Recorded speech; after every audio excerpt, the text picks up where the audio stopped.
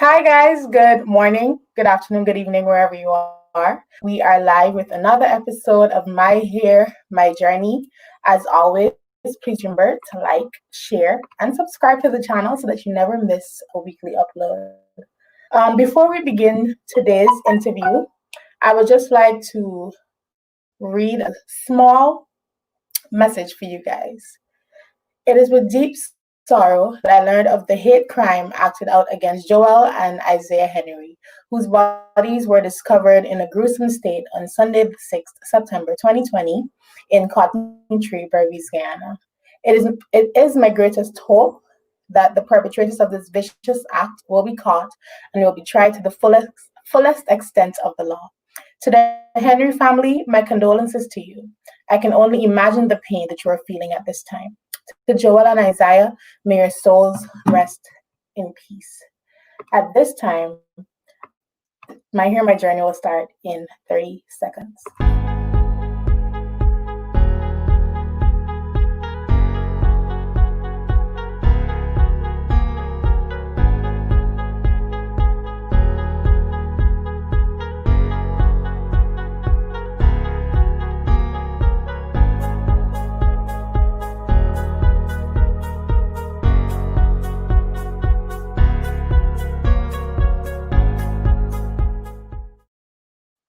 All right, guys, welcome back. Today with me, I have the beautiful Tiffany Pollard, and she's a very dear friend of mine.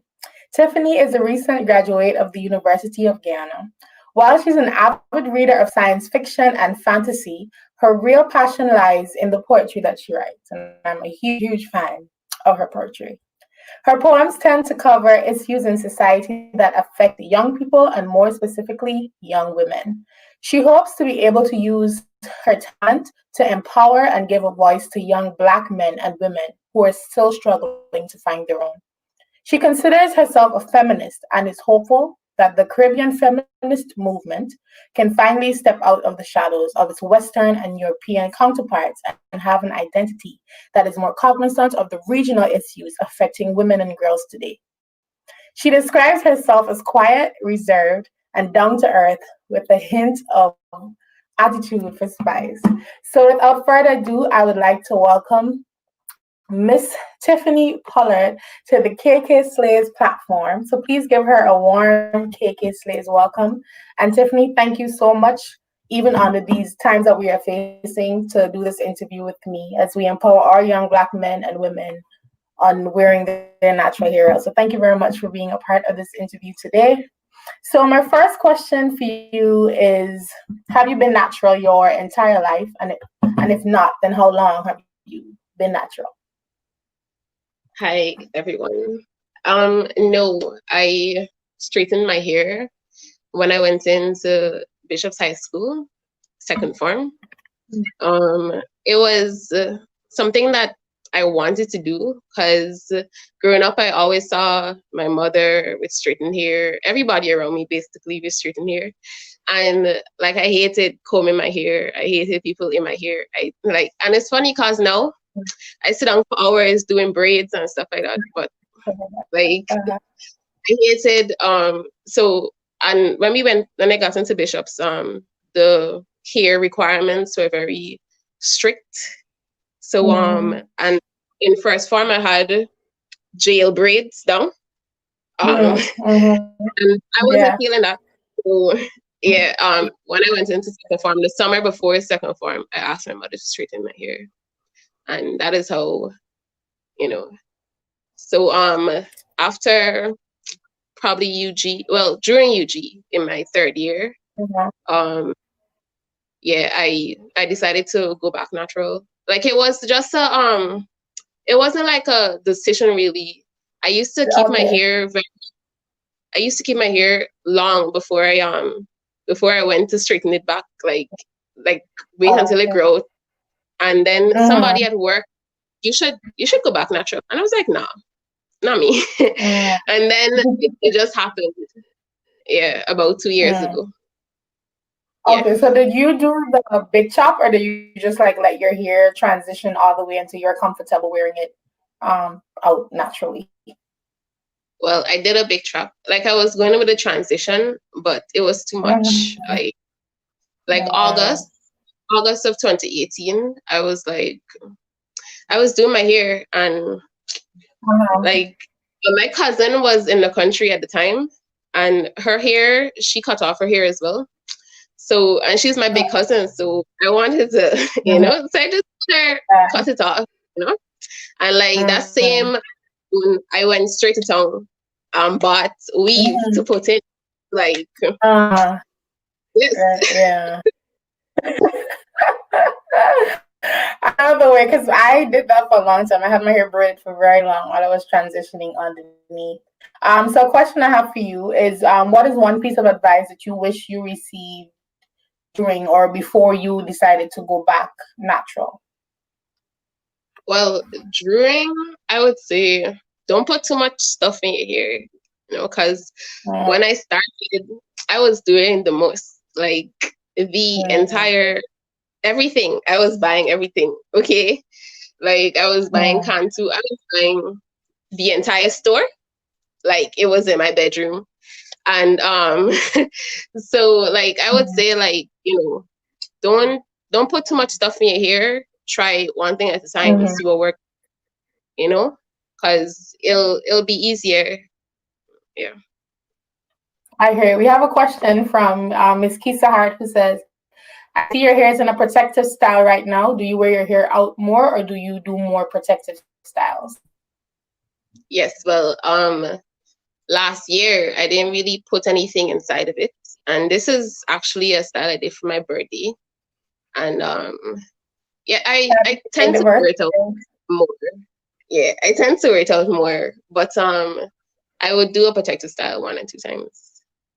Yeah. Great. We have a comment from Miss Sandra Harris, kind of shady. She says, seems as if everyone straightened their hair when they got to the Bishop's High.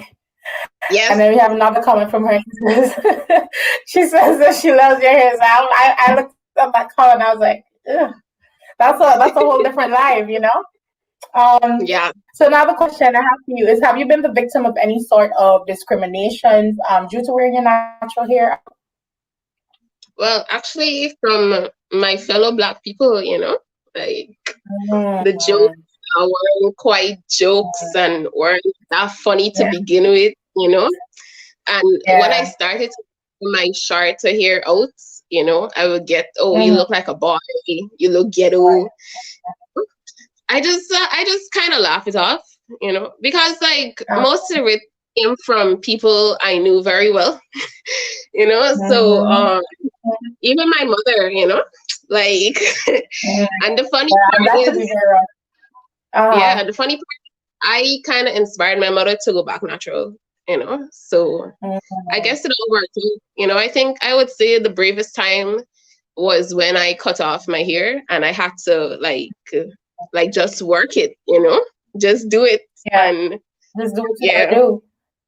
Exactly. Definitely. What are some of the favorite products that you like to use to like keep your hair, like something like, oh my god, like I have to use this product always? Yeah, well, right now I'm really into Guyanese products that come purely natural from Guyana. So I use Jazzy Curls. Y'all check her out on IG. She has a curling custard I use to spin my hair, and she has a leave-in conditioner that is like very good. Like, and I also use herbal hair food from D's Body Therapy. This is like a Vaseline, you would say, and it's like purely natural. I use aloe vera, and I make my own aloe vera oil. So yeah, so we have and I use wild growth while here. Wild growth. Yeah, and of course, and we have another question from Ms. Kisa Hart, who says, how were you able to brush those comments off, allow it to discourage you? What would you tell yourself?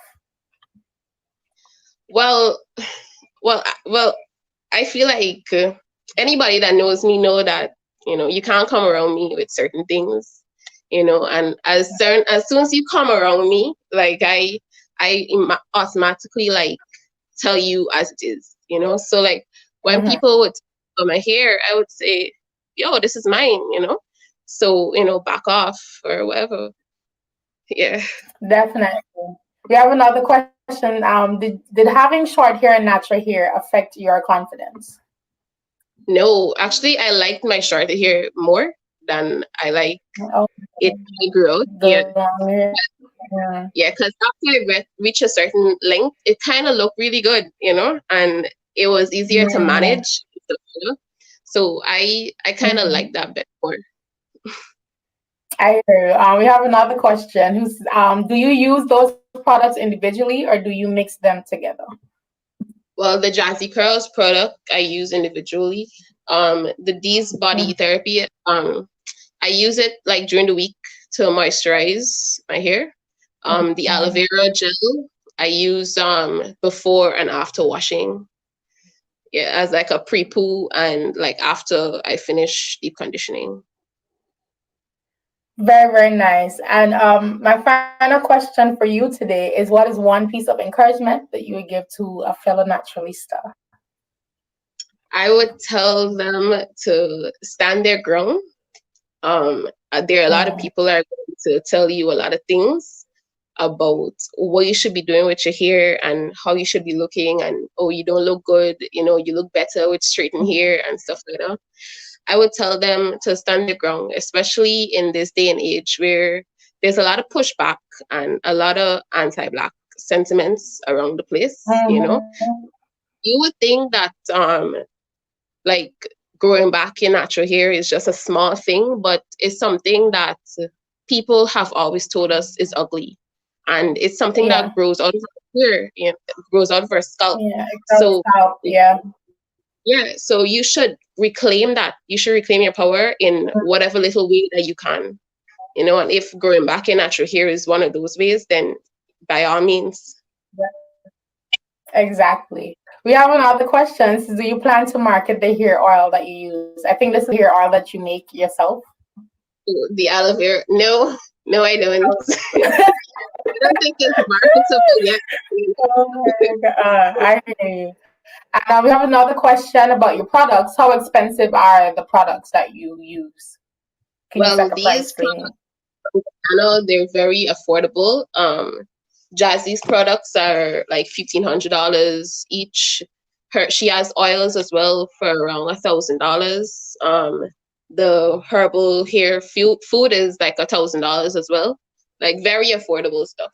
The only expensive thing I would say is probably this, which some people sell it Uh-huh. for like five or something. Yeah, Five thousand but dollars. 3 5. Yeah. Oh wow. Yes. Talk about the expectation. That's like $5, where I'm currently. So Wow. at this point, yeah. Tiffany, as I mentioned earlier, is a very amazing poet. And at this time, she is going to share a poem that she wrote, and it's called Here. So I will now hand over to Tiffany at this time. Okay. This is called Here, and I hope you guys enjoy it. When Solange said, "Don't touch my hair," she meant, haven't you taken enough? Haven't you done enough? Can't we be allowed just this one thing, just this small mercy, just hair on our heads that look like ours, just knots and tangles, just kinks and curls, just a head full of history we want to remember, just a doorway to a land we can't call home. When Solange said, "Don't touch my hair," she meant, this has never been just here. This is a battleground. This is political. This is hot combs and chemicals. This is pieces of skin burnt off, a scalp buried under scabs. This is being brainwashed into whitewashing our souls. This is being taught we were not beautiful and believing it. This is broken combs. This is edge control. This is the attempt at taming a lioness before she retook her throne. When Solange said, "Don't touch my hair," she meant, I've been trying for half of my life to stop hating myself. I have been trying for half of my life to stop hating myself. to look in the mirror and find something I love about myself, to find beauty in a place where so many have said it couldn't be beautiful, to see a queen where so many have only seen a pawn. When Solange said, "Don't touch my hair," she meant, the day you decide to reclaim your mane, the day you decide to grow back your crown, you will feel the chains loosening, the grip of archaic standards of beauty letting you go. You will transition in more ways than one. You will big chop the misconceptions and stereotypes that have been planted so firmly within you. You will look in the mirror every day, amazed at what the Lord has done, at what He has made. When Solange said, "Don't touch my hair," she meant, it's a start. It will not be the answers to all your problems. It will not be the sword that slays all your demons. It will not magically make you love yourself entirely, but it's the start. When Solange said, "Don't touch my hair," she meant, don't touch my hair. Don't touch our hair. She was speaking for all the Black girls still too afraid to speak for themselves. She was saying, leave us in peace to be ourselves. Allow us to finally start finding ourselves. So beautiful, such encouraging and empowering words. And I want to thank you so much for sharing that with us. And I hope that you are encouraged. And I hope that you, as fellow naturalistas, are uplifted. We have one final question for you. This is, can you tell us how you make the oil? I guess your oil is a hit, so you might need to market it. What I do is I take the aloe vera gel from out of the plant, and I add coconut oil and olive oil, and I boil it together in a pan until it comes to a boil. Then I leave it to cool. Then I drain, because the jelly will still be there, so I drain it, and that's basically it. That's it. Yeah. Okay. Thank you so much for being a part of this. I thank you so much for your answers. I thank you so much for being willing to do this with me. As always, this is my hair. No problem. This is my hair, my journey. Please remember to like, share, and subscribe so that you never miss an upload. I'll be back next week with somebody else, but you got to stay tuned to find out. So thank you very much again, Tiffany. And you guys have an amazing rest of the day. Bye.